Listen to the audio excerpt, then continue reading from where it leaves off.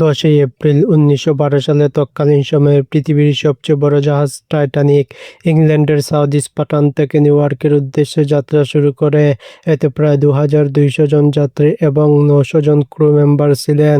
অন্যদিকে টাইটানিক জাহাজ বাহির থেকে দেখতে যতটা না সুন্দর ছিল, ভিতর থেকে তার চেয়েও বেশি বিলাসবহুল ছিল।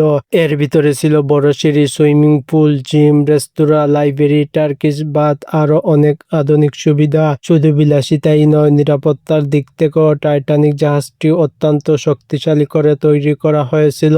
এতে 16টি ওয়াটারটাইট কম্পার্টমেন্ট ছিল, ফলে কোনো অংশ ক্ষতিগ্রস্ত হলেও পানি সহজে অন্য অংশে ছড়িয়ে পড়তে পারত না। এমনকি 4টি কম্পার্টমেন্ট পানিতে ডুবে গেলেও জাহাজটি ভেসে থাকার কথা ছিল। হোয়াইট স্টার লাইনের সবচেয়ে বড় ও বিলাসবহুল জাহাজ টাইটানিক উত্তর আয়ারল্যান্ডের বেলফাস্ট শহরের হারল্যান্ড অ্যান্ড উলফ শিপইয়ার্ডে তৈরি করা হয়েছিল।